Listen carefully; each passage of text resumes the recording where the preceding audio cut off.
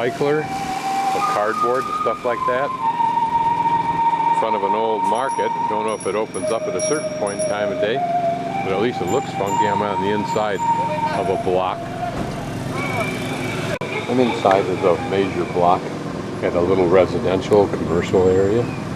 Neighborhood, really. Probably like Tokyo. While it's a huge city, it's actually made up of many neighborhoods that are and feel and act as cohesive little neighborhoods. Ergo the great number of volunteer fire departments. I'm not sure if it's very old, I doubt it, but at least it's in a traditional style of some sort. I almost hit the street I was looking for by taking the lost route. Fortunately, I found a English-speaking woman in a Japanese art gallery not too far away who gave me a little map, told me how to get here, so it should be real close. Quaint, refined neighborhood this is. I could be at it right now for all I know.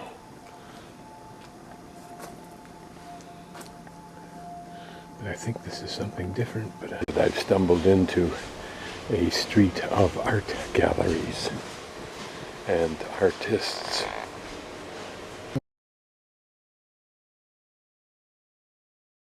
Here.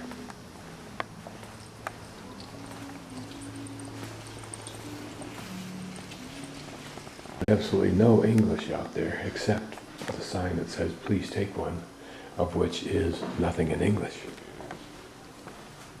Orinasukan museum that we're in now for the foundation of the promotion of hand-woven textiles. Gotta love the music, don't you? And we can use photographs here. He's quick to point out that this is not embroidered. This is woven, and presumably all hand woven.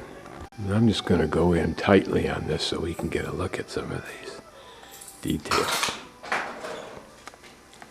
Because in my world, any one of these is artwork.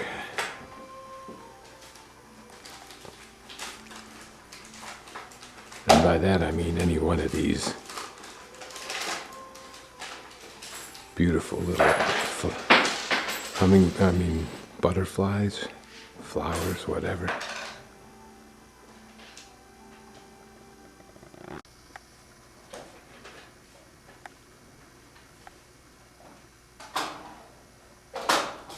Look at this beautiful kimono. I'm looking to see if there's a repetitive pattern.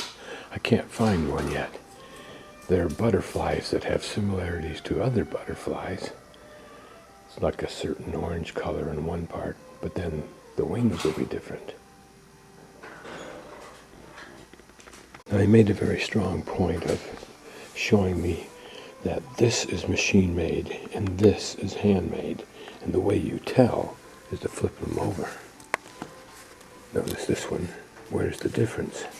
You can see a difference, but not much, because they're beautiful on both sides. This is machine made. Okay? And notice the awesome overuse of material in order to do it.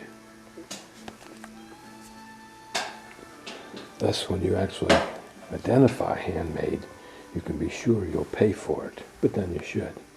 This building was built in 1936 as the dwelling and shop for the first Bunshichi Watanabe, the founder of Watanbun, and Obi sash manufacturer for Nishijin. So the point being that this original building, at least 1936, continues to use the same design as business residence structures did. And we'll look at that in just a moment when we're looking at the rooms. So here we see a room.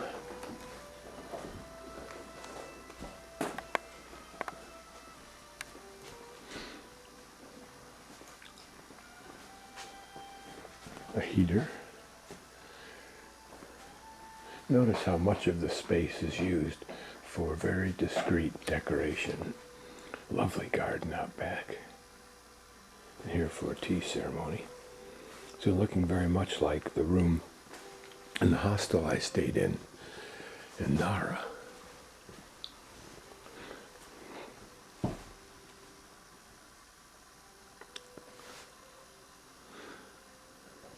I think if I did build a house in Arizona, it would certainly be wonderful there to have a Japanese component.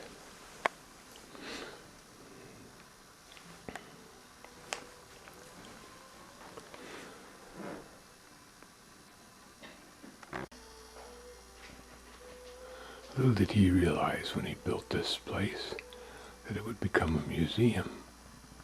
As apparently part of my 500 yen entry fee is tea and a suite in this room.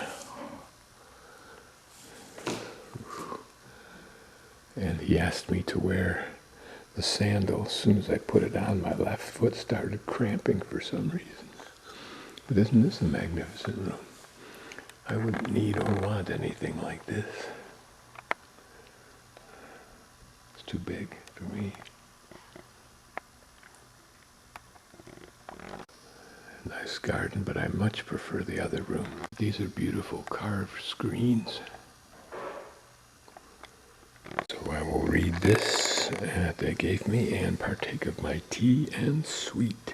So here's my sweet. It has some kind of little dusting on it, or it is dusted.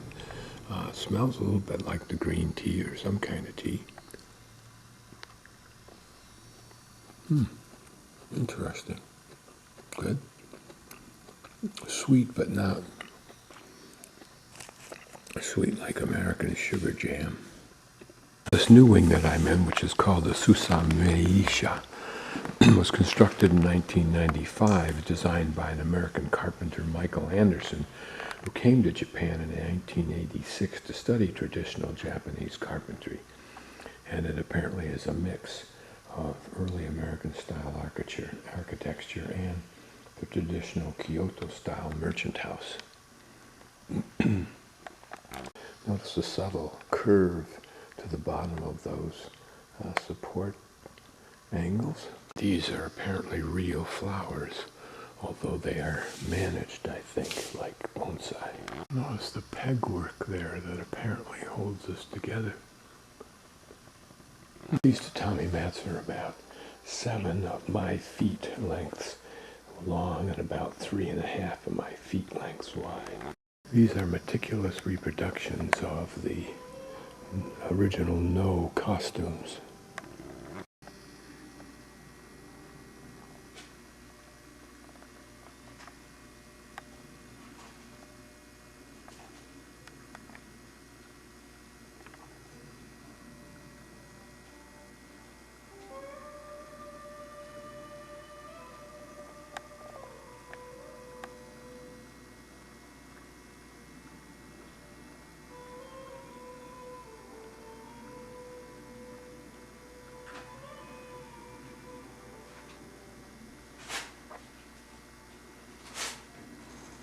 And these are various kimonos from all over Japan, probably reflecting nuances of not only style, aesthetically, but of technique in their manufacture. By hand, of course.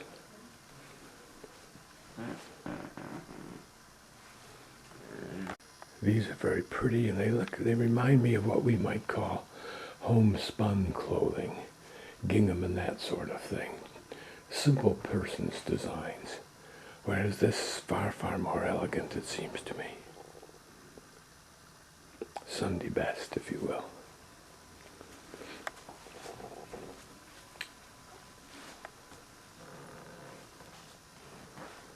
And they use entrances are just slightly taller than I am. And notice the simplicity of this display, and it's intended to be this simple. This is some kind of cabinet. There's a hinge, and I think these are the locks for it here. view into our garden.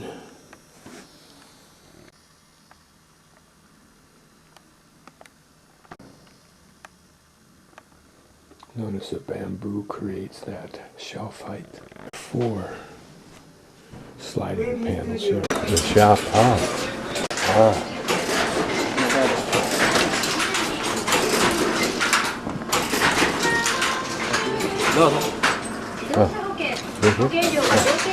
so this gentleman's going to show me how we do it. That's how he gets himself seated there.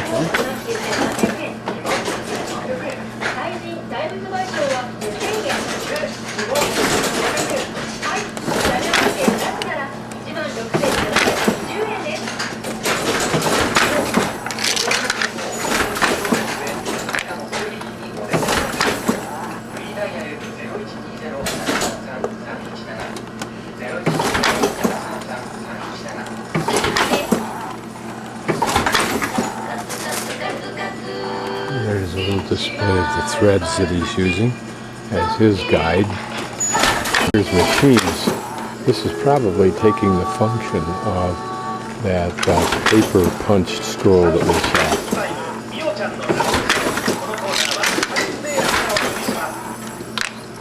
So now we can see the underside, yeah.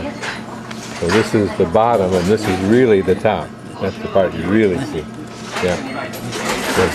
So here he's using floppy disks to replace these. Yes.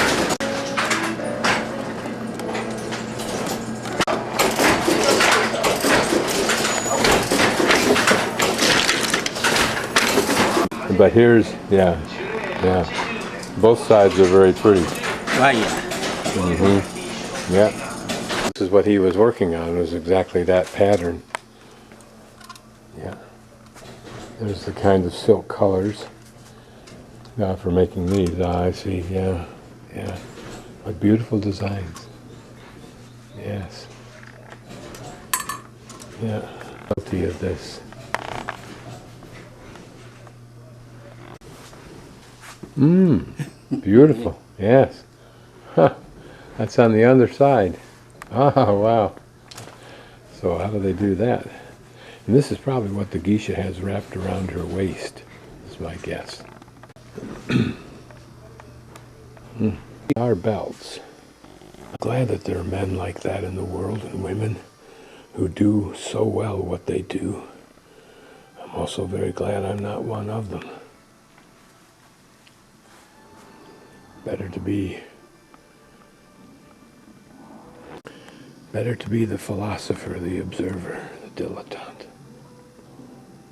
It'd be interesting to have the time or to be able to see a video that deciphered how this paper scroll controls this machine, in essence a computer.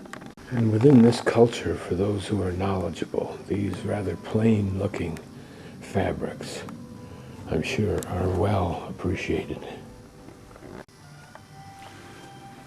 Just wanted to look at this bit of woodwork here, where the ventilation